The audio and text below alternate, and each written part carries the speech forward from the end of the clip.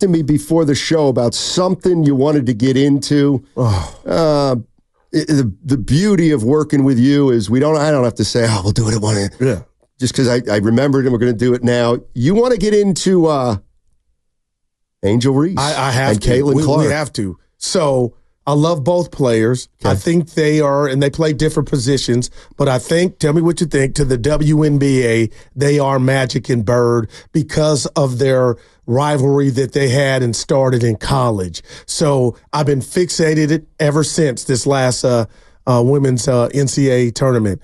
But Steiny, 9 a.m., no other games on Sunday, Father's Day. Norm and I watched the Fever game, Clark against Reese. And I just got a problem with Angel Reese, which I believe was a hard foul. And I got friends trying to revoke my black card. Guess what? You can't. And I'm just like, a dirty foul. That was not a play on the ball. And I'm seeing talking heads, all walks of life, saying what they thought. That was a dirty-ass play. And then for Angel Reese to go to the podium and say, some people get a special whistle, you just keep telling on yourself that you got a problem and you're jealous with Caitlin Clark. And why I'm mad at Caitlin is the next time a joker hits you upside the head, I'm done with your teammates. You got to get up and do something. I'm not saying get up and be Rocky Balboa, but you got to let somebody know verbally or do something. And the art of fighting nowadays, and I'm not promoting violence, is get up because somebody's going to hold you. But quit saying, the Leave It to Beaver thing. I mean, she got hit upside. That could have been a concussion. And Angel Reese to say to the podium again, my whole thing is, Angel, just say you're jealous of her. Just say you feel like you're jealous of the attention that Caitlin Clark has garnered, and then I'll leave you alone. But quit going up there like Mother Teresa, acting like you didn't do anything. Steiny, she hit her upside the head. Lambeer would have been ran. And for the refs to say it was a flagrant one, miss me. But Caitlin, you got to get up. You got to say something. And she's taking the high road. But I'm like, okay, until a tooth gets knocked out, when are you going to do it yourself? Well, I mean, they're hating on you. And she's Rookie of the Year. And Reese is having a good year too. It's them two. But Caitlin, I believe, is the front runner for Rookie of the Year. But I just want her to stand up for herself. Because her teammates aren't going to do it. I mean, if you want my opinion, part of this is because she's a rookie. She's a rookie. She's played 15 games, so if she's been the victim of 3 or 4 flagrant fouls, she's like, if she doesn't want to be looked at as a complainer about that or victimized in any way.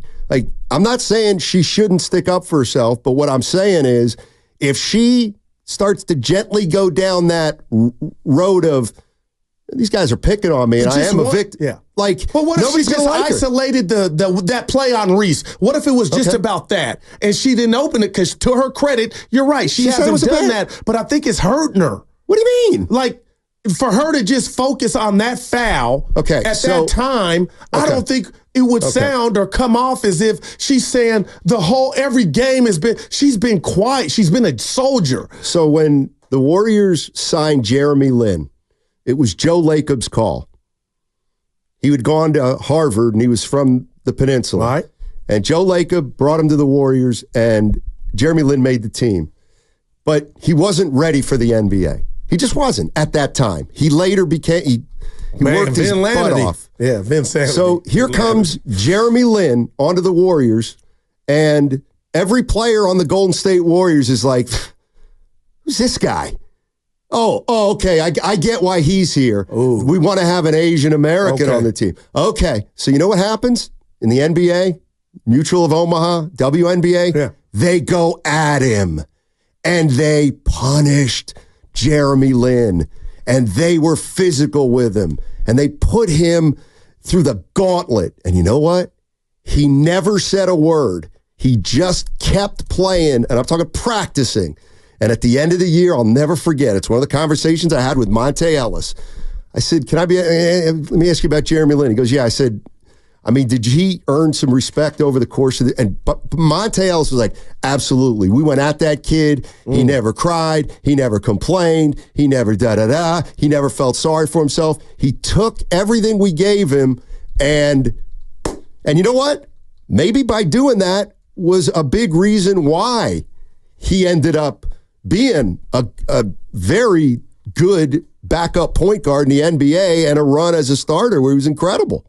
Yeah, no, I get that. That's heavy. That's real. But again, I'm just like somebody's coming at me on the chat saying, Goose, she's not even the best on her team. I'm not saying she is. I'm saying she's leader for Rookie of the Year. My point is, Steiny, at some point she's got to focus on the isolated incident. And I thought Angel Reese slapped her upside the head, and that was a cheap shot. Well, I thought it was a flagrant foul. That's what they called it, it's a flagrant foul in the NBA. Anytime you make contact with the head, and it was, when I saw it, I was like, it's a flagrant foul. There's no argument there. Chucky's in Oakland, wants to chime in on what you're talking about, Goo. Hey, Chucky. Hey, good afternoon, gentlemen, man. I always enjoy you guys so, man. I appreciate both of you, Talk man. to us.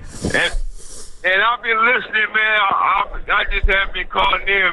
I wasn't going to call in today until Guru brought that conversation up, because you was talking about the conversation last week about Cailtin and Angel Reese. And Guru, man, I think you just putting too much on Cailtin Clark, man. I saw some footage, man, about them two. Do you know those two have history even before LSU and Iowa? They showed some footage about them playing. I can't recall what team Angel was on and what team Cailtin was on, but it was way before when they met up at LSU and Iowa. And so they got a history, man. And the announcers didn't think that was an aggressive foul. As far as, going like you saying, thinking that she did, it was a cheap shot. They just, like Steiny had just missed, they thought it was like a flagrant foul. And so, I mean, they got history. These two girls got history. They've been competing against each other for a very long time, man. And I just hate, and I'm glad that your compadre Steiny don't he don't comment on what you be saying, but you be putting the race card in and go root. But listen, you be putting the race card in it, man. Yeah. Let me respond, Chucky. Let me respond. It's not race. It's if that were your daughter, and what I'm seeing from my vantage point, I'm talking about Cailtin in the fouls. You got to check somebody. And I feel bad that she hasn't done that. She's not doing it yet. But at some point, Chucky, you got to send a message to these young ladies who I believe are all jealous of her. Okay, you do with that what you will. You got to check them because nobody's going to do it for you. Her teammates, her coach, nobody's doing that. So when I see that play on a Sunday morning, sipping my mimosa, I'm like, Cailtin, you got to let whoever it is, you got to let them know you can't hit me upside the head and knock me in the stanchion, and that's okay. So, Chucky, it has nothing to do with race. It's about stand up for yourself, and that's the component that she's missing, Chucky.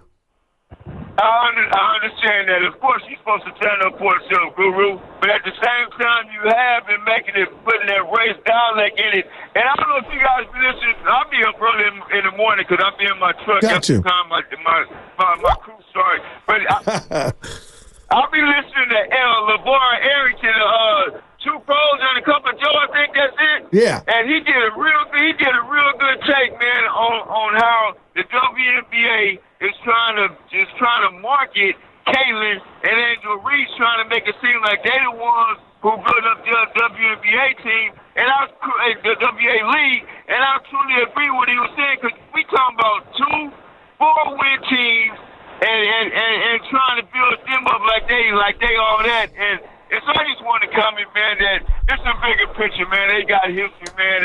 I got you. Both competitive. Yeah. Thank you, man. Yeah. Thanks, Chucky. Appreciate the call. But Steiny, because even when you were out, Evan and I talked about it, but what part am I making it about race? I've isolated this on that foul. And when she got checked by the other couple weeks ago, hip checked, and nobody did nothing for her. So I guess today I just felt like you got to stand up for yourself. That was my message. Leaving the race issue to the side, I think you're missing a big point. And when I say you, I mean a lot of people. and it's this. Let me ask you this question. Do you think there's jealousy within the league over Caitlin Clark? 200%. Okay. Do you think it's possible that some of her teammates may be jealous 200%. Okay. So do you acknowledge that maybe Caitlin Clark is dealing with a dynamic that, like, even Tarazi didn't deal? No, 200, 300%. Okay. And well, then that's what. Okay. She has done nothing but like that match. That's why you keep your mouth shut. All right. And you just take it. And it doesn't mean you compete any less hard. In fact, you still try to stick it to him. I think she's doing that too much to hurt her, though, Steiny. Like, that hit was, what did you think of that hit, that play? Foul. Okay. And now we move on. And had that happened, if we've seen it, Chucky, and I'm talking to you too, Steiny, in the NBA, somebody would have got up and just had some words. Like, you ain't hitting Draymond, and I'm not saying she's Draymond Green, but that was damn. You keep turning the blind eye to that. That's going to keep happening. And I guess I'm in my feelings because she got checked the other time, that body check, and not one of her teammates did anything. But everything you just asked me, Steiny, 300%, man. And if you're telling me, she can't really do it because of the jealousy that she's not pushing, and they're using her. So, if the league's using her, I get all that, but I got to give her credit for she's not saying, look at me, look at me, look at me. So, LaMelo Ball was on a terrible team like Caitlin Clark, and he had a quote-unquote bullseye on his back because of his dad, and everybody thought he was entitled. It's like when you come into the league and you get tested, like, I think actually if she starts to quote unquote lose it, or she's barking back, that means we got her. That's the way it's just like Draymond Green in a way. Like, Nurkic gets to go, you dummy, I baited you into it. I think Caitlin Clark, I just, listen, it's kind of like pledging a sorority or a fraternity. It's like, you're going to get hazed a little bit. You just are. That's just the nature. And if you cry about it, then they're going to try to do it more. Keep your mouth. Like, she's giving the appearance of, like, what's that thing called when you do that? Shake the dirt off your shoulder. She's like flicking dust off the shoulders. Like, that's her way of handling it.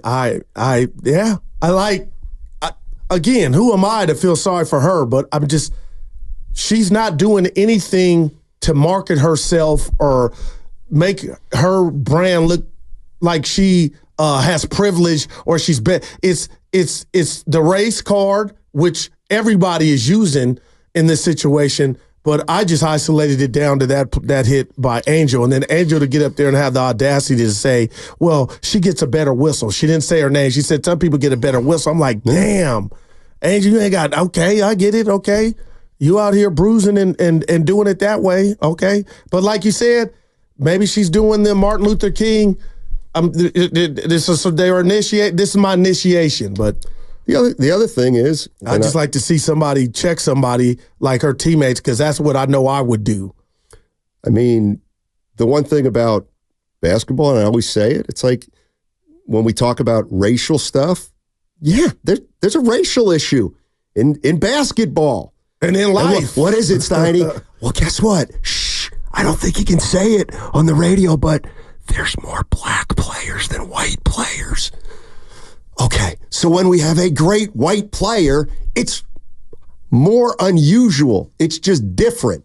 And so that can both capture the attention of the fans and get the attention of teammates and opponents. It just is. You think, I was a Bird fan. You know how many people are like, he gets every call. Bird gets every single Isaiah call. Said about him, if he was a brother, he'd just be a regular dude. Regular player. Like, that was like, damn. Exactly. Okay? And so this is just basketball, to me, in a way, policing itself. And there's some jealousy about Caitlin Clark. And how high or how much attention she garnered in college, right, Steiny? Well, how much attention she's garnering now and these black women, I can see looking at her like, this chick ain't all that, and you guys are pushing her down our throat like she's the great white hope. Right. But right now it's her and Angel for Rookie of the Year, and I got her ahead of Angel. And I'm just keeping it real there. But a lot of people are like, Goo, Angel got hit in the head. And maybe I missed that one. I'm not saying she's never, hard foul has been committed on her. I'm just like, it's me, Steiny. And I love how you just said, Goo, she can't maybe right now. But I'm like, at some point, you got to get up. I absolutely When wouldn't. somebody hard fouls you like that, I throw all that out the window, and I would tell my daughter Milan, you got to get up and get in somebody's face. Because soon as the bully knows that you can't just commit those fouls on me and I'm not going to say nothing, then I think it'll stop. That's just me, and I could be wrong. The other part is there's a natural thing that's happening. And I'll compare Caitlin Clark to Bird. Okay, so Bird comes into the league, and everyone's like, who the hell is this? Indiana State, he ain't no good. And guess what? He kept his mouth shut, he played a season, and he got everybody's respect. Plain and simple. Did Bird go fighting? No, he just played. And by the end of the year, white, black, everybody was saying, this guy can play. Then at that point, he was getting your ass too, though. Then at that point, you realize, and now he and Magic are making us all money. The fact of the matter is, if Caitlin Clark can keep her mouth shut, and I'm not saying she should or shouldn't. Yeah. I'm just saying I get why she isn't making